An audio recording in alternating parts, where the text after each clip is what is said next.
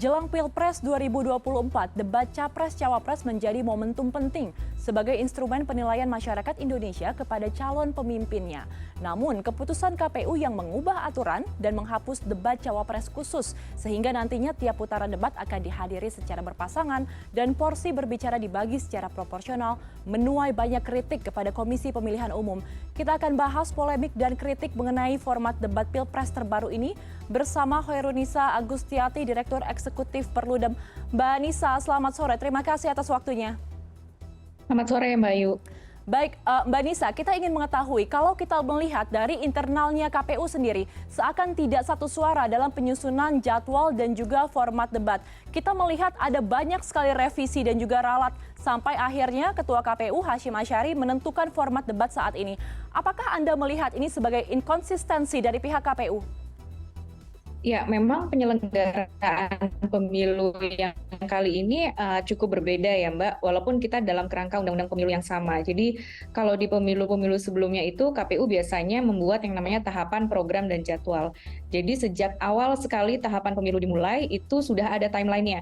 Misalnya tadi ya kapan debat, tanggal dan detailnya itu sudah ditentukan sejak awal sekali ketika sudah masuk tahapan pemilu. Nah, berbedanya dengan tahapan pemilu 2024 ini, KPU itu di awal hanya mengeluarkan tahapan dan program.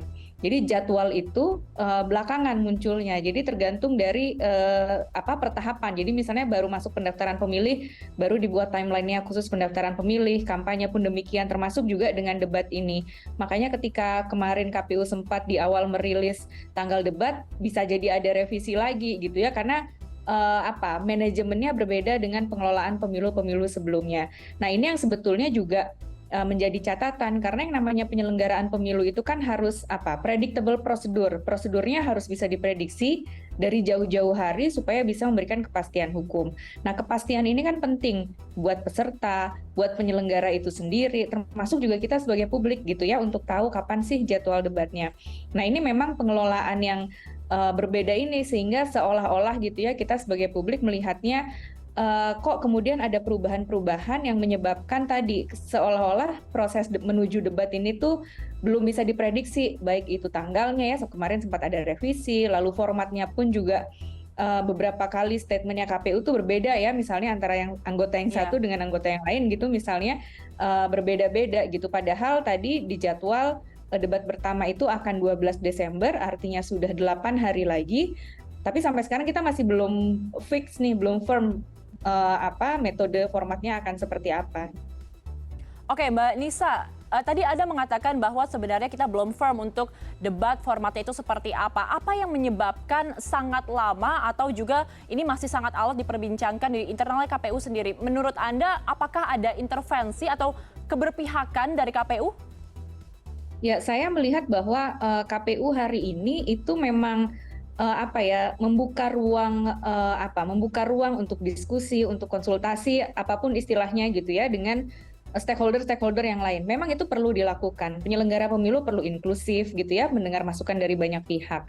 Nah, tapi keputusan itu kan harusnya bisa diambil secara mandiri oleh penyelenggara pemilu. Karena kalau kita berkaca dari beberapa contoh kasus yang lain gitu ya, misalnya soal kemarin keterwakilan perempuan, soal pembentukan daerah pemilihan, soal mantan terpidana, itu walaupun sudah ada putusan Mahkamah Konstitusi, Mahkamah Agung, sudah terang benderang gitu ya, KPU tetap membuka ruang misalnya perlu konsultasi dulu dengan DPR dan pemerintah, perlu ada koordinasi dulu dengan tim, sehingga ini membuat prosesnya jadi lebih lama, karena setiap hal itu didiskusikan dulu, padahal mereka lembaga yang mandiri gitu ya, di Undang-Undang Dasar kita disebutkan Komisi Pemilihan itu lembaga yang sifatnya nasional, tetap dan mandiri. Jadi seharusnya KPU bisa membuat keputusannya secara mandiri, apalagi Undang-Undang Pemilu kita kan nggak berubah, sama dengan 2019 yang lalu, Undang-Undang 7 2017. Jadi sebetulnya aturan mainnya gitu kan udah bisa diprediksi sejak awal ya, karena undang-undangnya sendiri nggak berubah. Nah, tapi justru undang-undang yang nggak berubah, tapi kok seolah-olah kita jadi belum ada kepastian nih, misalnya tadi ya untuk format debat, kemarin juga soal jadwalnya yang berubah gitu ya. Nah, itu yang kemudian menjadi pertanyaan publik kan kepada penyelenggara pemilu. Baik, Mbak Nisa, saya ingin mengutip pernyataan dari Ketua KPU Hashim Asyari yang menyatakan bahwa konsep debat ini sebenarnya telah disepakati oleh seluruh paslon dan juga tim sukses. Namun terakhir Anies Mohaimin menyatakan bahwa mereka memprotes aturan debat terbaru ini. Begitupun dari TPN Ganjar Mahfud yang juga mengatakan bahwa ini seperti akal-akalan dari KPU saja. Mengapa sampai ada perbedaan pandangan yang sedemikian ekstrimnya seperti itu, Mbak? Ya, KPU harus menjelaskan itu kepada publik. Tadi kan juga di dalam pengantar disebutkan bahwa yang namanya debat itu salah satu metode kampanye yang difasilitasi oleh KPU dilakukan sebanyak 5 kali. 3 kali untuk capres, 2 kali untuk cawapres. Nah, sehingga itu adalah dasar hukum yang seharusnya menjadi pegangannya KPU.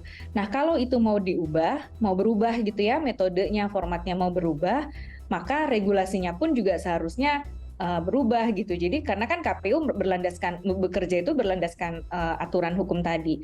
Nah, ini artinya kan mungkin ada sesuatu yang tidak terjelaskan gitu ya dalam rapat yang mereka lakukan dengan LO-LO peserta pemilunya, dengan partai politik. Mungkin ada sesuatu hal yang tidak disampaikan sehingga merasa keputusan ini sepihak. Nah, akhirnya kan sekarang KPU harus menjelaskan kepada publik ini kita jadinya debatnya belum mulai tapi kita di publiknya berdebat soal siapa ini, usulan siapa, metodenya akan seperti apa, kan seharusnya ini tidak perlu terjadi karena tadi ini regulasi yang sama yang kita gunakan dengan 2019 yang lalu gitu, tidak, undang-undangnya tidak baru gitu ya, kita nggak harus adaptasi dengan regulasi yang baru.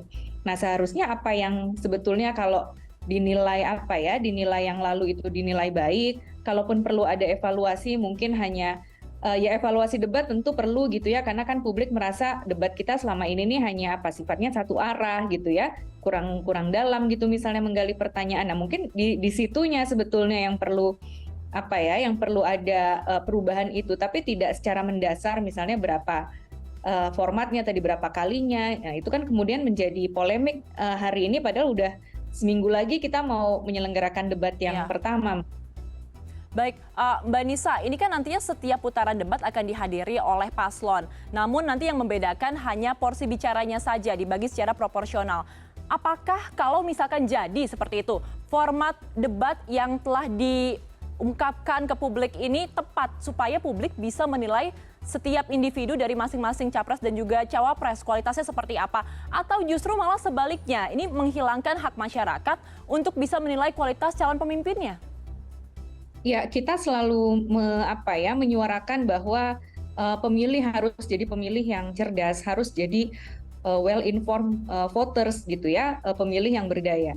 Nah, pemilih bisa menjadi pemilih yang cerdas, well-informed voter, pemilih yang berdaya, kalau kemudian bisa difasilitasi dengan oleh penyelenggara pemilu dengan menghadirkan tadi, memberikan kami sebagai pemilih gitu ya betul-betul bisa menilai seperti apa calon pemimpin yang akan dipilihnya. Salah satunya memang dengan debat. Nah, debat ini kan, dalam debat ini kita nanti kan tidak hanya melihat kedalaman dari masing-masing pasangan calon ini terkait suatu isu gitu, tapi kita juga akan melihat gesturnya, melihat spontanitas gitu ya, melihat artikulasi, itu yang juga nanti kemudian akan dinilai oleh publik. Nah, bagaimana publik bisa menilai itu kalau kemudian tidak difasilitasi, kesempatan publik untuk bisa memberikan penilaian itu tidak diberikan gitu. Kan penyelenggara pemilu ini ya memfasilitasi kebutuhannya masyarakat tadi ya untuk menjadi pemilih yang tadi lebih berdaya dan sebagainya.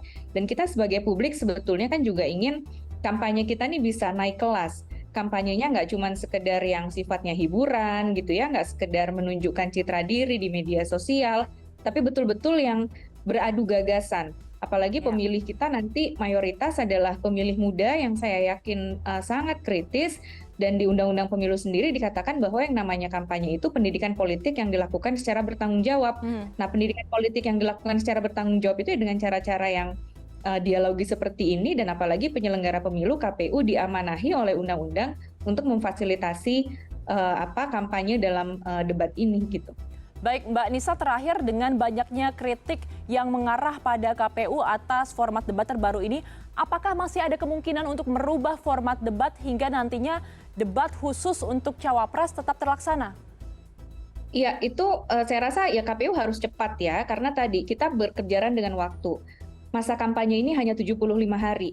Kalau 2019 itu cukup panjang, hampir 7 bulan masa kampanye. Sekarang hanya 75 hari, waktu yang dibutuhkan nggak banyak untuk persiapan, untuk untuk debatnya itu sendiri waktunya nggak panjang. Makanya penyelenggara pemilu dalam hal ini KPU harus siap, harus firm gitu loh sejak awal. Yang menunggu ini bukan hanya publik, tapi saya rasa peserta pemilunya pun juga menunggu nih. Jadi formatnya seperti apa sih? Menunggu kepastiannya seperti apa? Karena kan mereka juga harus bersiap gitu ya nanti dalam menghadapi debat, walaupun mereka harus siap dengan apapun gitu ya. Nah ini yang sekarang ditunggu oleh publik. Kalau tadi kan di dalam tayangan komisioner KPU mengatakan masih akan ada diskusi lagi di internal. Nah, kita udah berkejaran sama waktu nih, udah tinggal 8 hari lagi gitu ya menuju tanggal 12. Seharusnya KPU bisa lebih cepat gitu ya, apalagi tadi kalau memang kerangka hukumnya tidak berubah ya ikuti saja apa yang sudah tertuang dalam undang-undang pemilu ataupun dalam PKPU yang KPU bikin sendiri. Jadi sebenarnya masih ada harapan ya bagi masyarakat untuk bisa melihat calon wakil presidennya berdebat secara langsung dan khusus tanpa didampingi oleh capresnya. Terima kasih atas perbincangannya Hoirunisa Agustiati, Direktur Eksekutif Perludem, atas waktu dan juga informasinya. Selamat sore, salam sehat selalu Mbak Nisa.